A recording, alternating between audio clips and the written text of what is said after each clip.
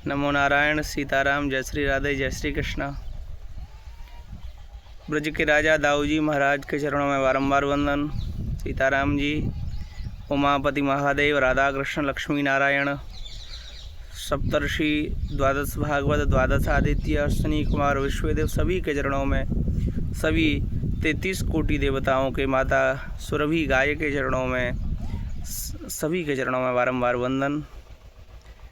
अनंत आनंद का विषय है और मन बहुत प्रसन्न है ये बताते हुए कि स्वामी जी की कृपा से, गुरुदेव की कृपा से दाऊ जी महाराज में जो ब्रजस्थली की सौंदर्य मुकुटमणि है, ऐसी भूमि पर, ऐसी बलदेव दाऊ जी की भूमि पर विगत 16 मई से और 16 जून तक अर्थात 17 मई से प्रारंभ हुआ है अधिक मास, तो 1 महीने तक अन्न क्षेत्र चलेगा जिसमें खिचड़ी, हलवा, प्रसाद रहेगा, बालभोग और भोजन आदि से सभी भक्तों का आनंद होगा। मैंने एक वीडियो निर्गत किया था, वक्तव्य निर्गत किया था कि इस अधिक मास में, जिसे पुरुषोत्तम मास कहते हैं, इसमें दान पुण्य का, पानी प्याहू लगाने का, पानी पिलाने का, जलपान कराने का, भोजन कराने का, किसी निरीह, असहाय और किसी ज़रूरतमंद को दान देने का बड़ा ही महत्वपूर्ण फल है। और इतना नहीं, जितना आप करते हो उससे अनेक गुना फल है। तो जो लोग सामर्थ्यवान हैं, जिनके पास उचित मात्रा में धन है और अपना निर्वाह कर सकते हैं और 100 लोगों का या 10 लोगों का और भी निर्वाह कर सकते हैं, तो ऐसे व्यक्तियों को, अपनी स्त्री को, महालक्ष्मी को भक्तों के कल्याण में लगाना चाहिए। क्योंकि माता महादेवी, भूदेवी, लक्ष्मी जब आती हैं तो उनके साथ नारायण भी आते हैं। और जो व्यक्ति माता लक्ष्मी को संचयन करके परोपकार, दान, धर्म, पुण्य नहीं करता, वो लक्ष्मी पर शीघ्र ही अपने पति के पास, नारायण श्री हरि के पास चली जाती हैं। तो समय समय पर चाहिए व्यक्ति को दशांश दान करना चाहिए। कोई मैं इसीलिए नहीं कह रहा हूँ कि आप लोग को, महात्माओं को आपसे कुछ चाहिए अथवा किसी को, मैं तो ये कह रहा हूँ जो जनता जनार्दन है, जिसमें लोग 84 कोस में देश देशांतर से लोग आएंगे, परिक्रमा देंगे और ऐसे प्यासे लोगों को, जो पिपासु हैं और जो जिनको क्षुधा है, भूखे हैं, उनको भोजन कराना, जल पिलाना, भगवान श्री हरि को ही पिलाना है। तो ऐसे पुण्य से वंचित मत रहिए। और ये समय 3 साल में एक बार आता है। पद्मिनी एकादशी आएगी 27 मई को, और ये एकादशी 3 साल में एक बार आती है। एक शुक्ल पक्ष की, एक कृष्ण पक्ष की और आएगी। तो ये जो महीना है ये तीर्थों से भरा पड़ा है। और भगवान नारद जी जब आए हैं पृथ्वी पर, तो हरिश क्षेत्रम कुरुक्षेत्रम श्रीरंगम श्वेतुबंधनम एवमादिषु तीर्थेषु ब्रह्माणस्तस्ततः। हरि क्षेत्र में, हरिद्वार में गए, कुरुक्षेत्र में गए, श्रीकर पुष्कर में गए, लेकिन नारद जी को कहीं भी शांति नहीं मिली। क्योंकि कहीं भी नारद जी को भगवान के भक्त नहीं मिले थे। भक्ति का गान होते नहीं दिखा, आरती नहीं दिखी, सत्संग होता, भागवत होती हुई नहीं दिखी। कहने का तात्पर्य ये है कि जब भगवान के भक्तों का जहाँ दर्शन नहीं होता, वहाँ भक्तों का मन नहीं लगता है, धर्म भी वहाँ नहीं रहता है। तो 84 कोस में तो न जाने कहाँ से भक्त आएंगे। भारत में बहुत सारे राज्यों से आएंगे, विदेशों से भी भक्त आएंगे। तो जो 84 कोस की परिक्रमा करेगा ऐसी भीषण गर्मी में, वो भगवान का भक्ति तो होगा। काम सर्व कामो व मोक्ष कामोदार्दी तीव्रेण भक्ति योगेन जजेत पुरुषम परम। वो चाहे कामना सहित हो या निष्काम हो, है तो भगवान का भक्त ही। तो आप इस मौके का फ़ायदा उठाइए। ये अवसर, ये आपको सुंदर मौका बार बार नहीं मिलेगा। क्योंकि जीवन की अमूल्य घड़ियाँ, अमूल्य पल, कालक्षेप हो रहा है, निकल रहा है समय, और ये समय कभी लौटने वाला नहीं है। कल मैं 2-2.5 साल पुराने अपने प्रवचन को सुन रहा था, इसी स्थान पर बैठा हुआ था और भगवान की सुंदर दाढ़ी केस बढ़ रहे थे, भगवान का गुणानुवाद गा रहा था। तो एकदम से मेरी स्मृति वहीं पर गई और मैंने विचार किया कि 2 साल भी निकल गए, पता ही नहीं चला। ऐसे ही ये जीवन सनई सनई जा रहा है। निद्रिया उरीदेन तुम विवाहिने च वायव्यः दिवाचारते हया राजन कुटुम्ब भरणे नवा। सुखदेव जी कहते हैं राजन ये रात्रि सोने में, दिन जागने में, परिवार कुटुंब का भरण पोषण करने में, नौकरी ड्यूटी करने में जा रहा है और पता नहीं चलेगा कब बालक थे, कब कुमार हो गए, कब युवक हो गए, कब वृद्ध हो गए और एक दिन मृत्यु का जो मृत्यु पुरुष है, काल पुरुष है, वो सामने खड़ा हो जाएगा और कहेगा चल भाई बहुत देर हो गई तुझे, बहुत दिन हो गए, अब अपने असली घर को चल, ये नकली घर में कहाँ पड़ा है। तो ये नकली घर है। नकली का अर्थ है कि कुछ दिनों के लिए, कुछ वर्षों के लिए, कुछ समय के लिए यहाँ पर आए हैं, क्योंकि अव्यक्त मध्यानि भारत हैं। भगवान ने कहा है अव्यक्त निधनान्यैव तत्र का प्रदेवना, अव्यक्तादीनि भूतानि व्यक्त मध्यानि भारत अव्यक्त निधनान्यैव तत्र का प्रदेवना। भगवान ने गीता में कहा है कि हम कुछ ही समय के लिए, देखिए जन्म से पहले अप्रकट, मृत्यु के बाद अप्रकट हो जाएंगे। बीच की जो दशा है वर्तमान, उसमें हम जीवित हैं, अर्थात हमारा एक्सिस्ट है, हम हैं, अमुक नाम है हमारा, अमुक कार्य है, अमुक हमारा मकान है, ये प्लॉट हैं, ये घर है, ये पशुएं हैं, ये गाड़ियां हैं। तो ये कितने समय के लिए? 60 साल के लिए, 70 साल के लिए, 10-20 साल तो बच्चे बाल्यावस्था में ही निकल जाते हैं। तो कब तक है ये? थोड़े से समय के लिए मर जाएंगे तो कुछ अपना नहीं रहेगा। हाँ, 10-5 साल 20 साल पुत्र हमारे नाम को अपने वल्दियत में लगाएंगे कि हमारे पिताजी थे, लेकिन जब वो भी चले जाएंगे तो नाती परनाती होंगे, तो कोई पता नहीं किसकी ये ज़मीन थी, किसका ये मकान था। कोई न नाम रहा, न रूप रहा, न ये ऐश्वर्य रहा, न ये तेजस्वी मुख रहा, ये सब राख में और मिट्टी में मिल जाएगा। जैसे कुम्हार घड़े को बड़े ही सौंदर्य से बनाता है धनोपार्जन के लिए, उदरोपूर्ति के लिए, क्योंकि उसको पता है कि जब मेरी शिल्प कला अच्छी होगी तो मुझे अच्छा धन मिलेगा। लेकिन उसको पता है कि जैसे ही मेरा मालिक इसको यूज करेगा, चाहे वो कुल्हड़ हो या फिर सराई हो, सुराई हो, चपटा हो, मटका हो, उसको यूज करेगा और कुल्हड़ और उसका तो एक ही बार का काम है, एक बार यूज करेगा फेंक देगा, पुनः मिट्टी में मिल जाएगा। चपटा भी 4-5 महीने यूज करेगा, मटका व्यक्ति गर्मी में उसको भी फेंक देगा, वो फिर पुनः मिट्टी में मिल जाएगा। वैसे ही भगवान की बनाई हुई हम सुंदर कृतियाँ हैं, भगवान की सुंदर रचनाएं हैं, भगवान की सुंदर कारीगरी है, भगवान की सुंदर वास्तुकला है, शिल्प कला है हमारे प्रकट, हमारे यौवन, हमारे स्वरूप शरीर के रूप में। और जैसे कुम्हार अपने घड़े को बनाता है, वैसे ही भगवान ने बनाया और पुनः हमें उन्हीं में मिलना है। तो आप विचार करिए, विचार लो कि मृत्यु हो न मृत्यु से डरो, कभी मरो परंतु यों मरो याद यों करो सभी। मैथिली शरण गुप्त कहते हैं कि विचार लो तो मृत्यु होने में ज़्यादा कुछ मंत्र या कुछ ऐसा नहीं, ये बुदबुदे की तरह है, शरीर कभी भी ये जा सकता है। बुदबुदाय तो येषु मसकाय जंतु जायन्ते मरणाय कथा श्रवण वर्जिता। श्री शुकाचार्य कहते हैं बुदबुदा पानी में एक क्षण के लिए प्रकट होता है, फिर मर जाता है। मच्छर गर्मी में प्रकट होते हैं, 24 घंटे जीते हैं, दूसरों को काटते हैं, खुद दुख पाते हैं और दूसरों का खून चूस करके मर जाते हैं। तो ऐसे जिए तो क्या जिए, मच्छरों की तरह, पशुओं की तरह। और यहाँ पर चाणक्य नीति में बड़े बड़े विवादनशीलस्य नित्यम वृद्धोपसेवनम चत्वारि तस्य वर्धन्ते आयुर्विद्या यशोबलम।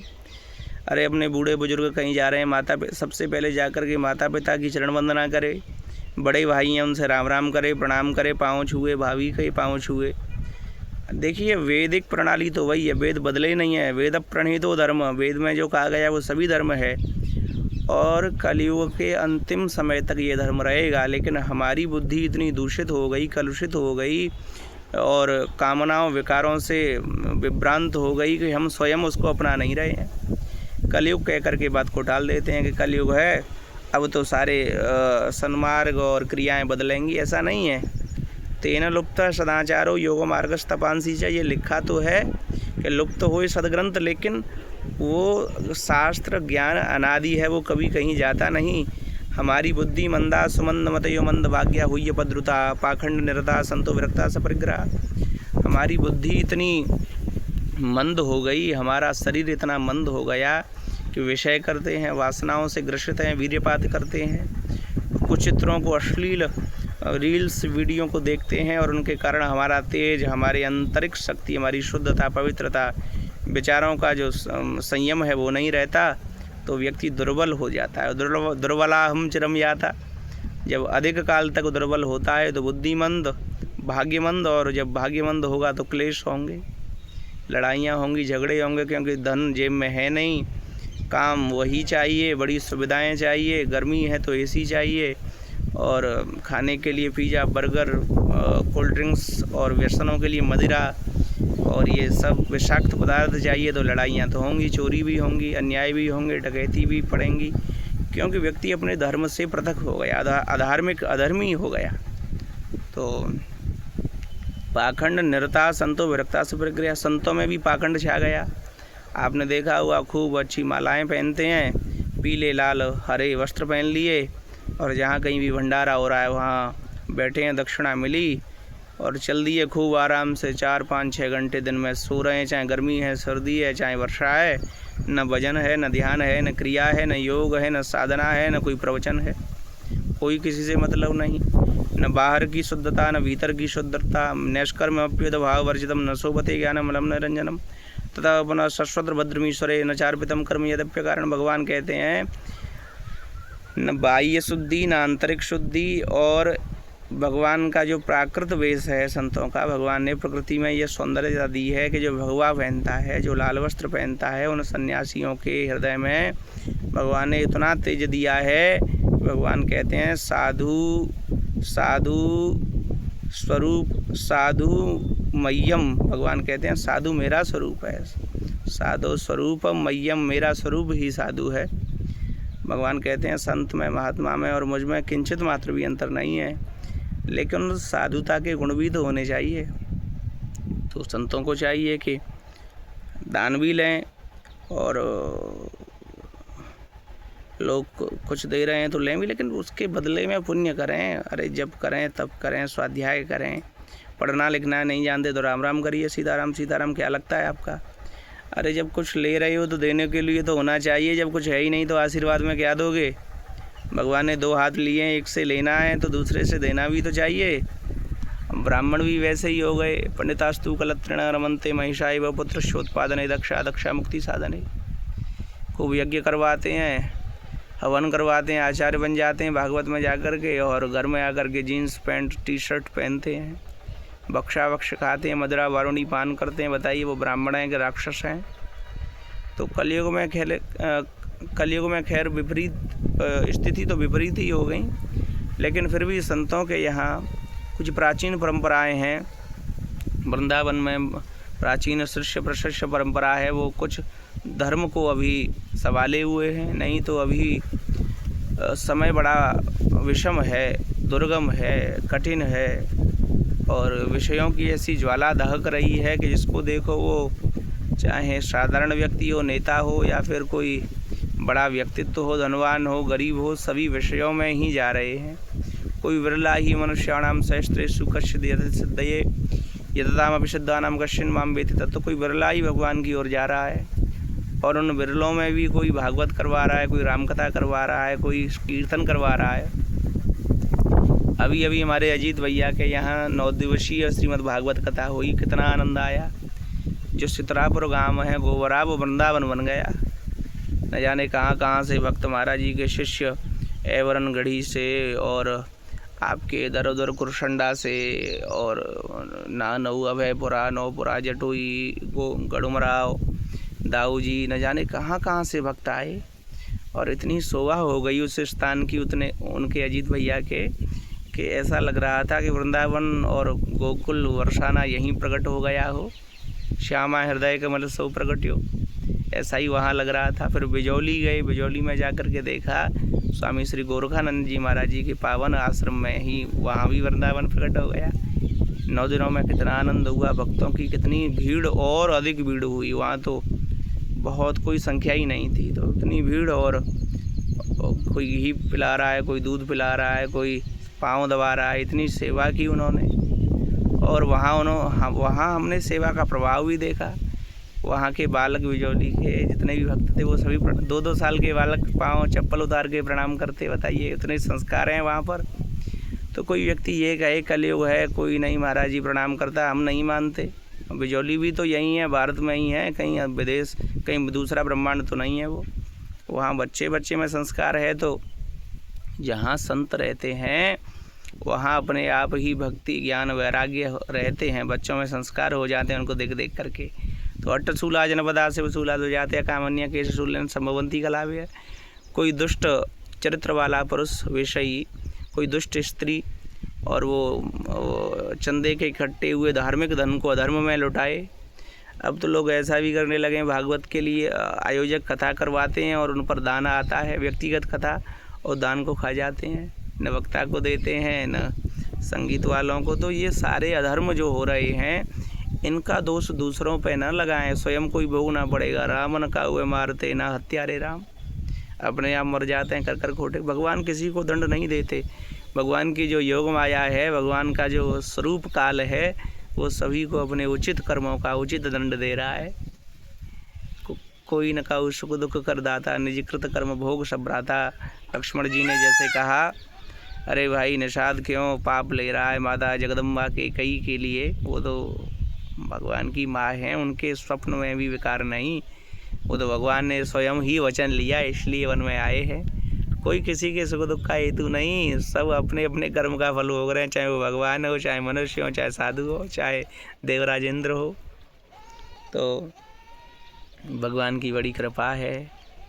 और ये पुरुषोत्तम मास है, अधिक मास है। पहले इसका नाम मल मास था, क्योंकि इसको कोई स्वीकार नहीं करता था। मल मास क्यों कहते थे? क्योंकि जैसे व्यक्ति के शरीर के अंदर से मल निकलता है तो वो त्यागता है व्यक्ति उसे, क्योंकि वो अपवित्र होता है। वैसे ही 12 महीनों से जितने दिन निकले थे, जो चंद्र और सूर्य के मध्यस्थ राशियों में और नक्षत्रों के कारण ज्योतिषीय ये घटना है, भगवान ने निर्माण किया था हिरण्यकशिपु को मारने के लिए। तो उन सभी महीनों से 2-2 दिन लिए तो ये बना। तो ये महीनों ने इसकी उपेक्षा की, इसका नाम रखा मलमास, इसमें बड़ा हुआ समय। और ये भगवान कृष्ण की शरण में गए तो भगवान ने कहा, जब तुम्हारा कोई स्वामी नहीं तो मैं तुम्हारा स्वामी बनूंगा। तो साक्षात भगवान पुरुषोत्तम ही इसके स्वामी बन गए, तो इसका नाम हो गया पुरुषोत्तम मास। और सब में उत्तम मास ये हो गया, अधिक मास लौंद का महीना। लोग कितने दान धर्म पुण्य कर रहे हैं। तो मेरा ये भाव है, ये मन है कि आप सभी 84 कोष में जाइए। कोई चल नहीं पा रहा है तो गाड़ी से, मोटर बाइक से, या फिर साधन नहीं है तो टिर्री कर लीजिए, 2-4-5 जने मिलकर के कर लीजिए, आनंद लीजिए, भक्तों का दर्शन करिए। और कितना आनंद चल रहा है। सुबह यतेंद्र जी का फ़ोन आया था, मड़ाके के रहने वाले हैं, वो भी गए हैं। एक वक्त अपनी माता जी को पालकी में बिठा करके ढोकर के बताओ परिक्रमा दे रहा है। बड़े बड़े भक्त भगवान के जा रहे हैं, आप भी आनंद लीजिए। और परिक्रमा नहीं दे सकते तो दर्शन तो करके आइए, ये समय बार बार नहीं आने वाला है। तो बड़ी कृपा है भगवान की। मई का महीना चल रहा है, 19 तारीख है आज। और खूब प्रभु का नाम जप करिए, खूब सत्कर्म करिए। ये संसार असार है, कितना भी बुरा कर लो, कितना भी अधर्म कर लो, एक समय ऐसा आएगा कि पापी से भी महापापी, जो बड़ा क्रूर कर्मा है, क्रोधी है, दम्भी है, उसके अंदर सारे अवगुण हैं, हत्यारा है, उसको भी ज्ञान होता है। लेकिन जब ज्ञान होता है तो समय निकल चुका होता है, इंद्रियां दुर्बल हो जाती हैं, मृत्यु आने वाली होती है, तब वो कुछ कर नहीं पाता। क्योंकि वो जिसने जीवन भर वही किया होगा उसे वही ध्यान आएगा। यम यम वापी स्मरण भावम त्यजतंचे गले वरम तम तमई वेदि कौंते सदा तद्भाव भाविता। तो इसीलिए भगवान का नाम भजन करते रहिए, तो वही काम आएगा। तो दाऊ जी में भंडारा चलेगा, पूरी व्यवस्थाएं हो रही हैं। आज कोल्ड से आलू के कट्टे लाए हैं, सारे अनाज मसाले जा रहे हैं। और पंडित जवाहरलाल उपाध्याय जी की बगीची में, पुराने बस स्टैंड के सामने ही उनका मकान घर है, बगीची है, वहाँ पर सुंदर ये भंडारा चलेगा। सभी जाइए, आनंद लीजिए। श्री सीताराम, नमो नारायण।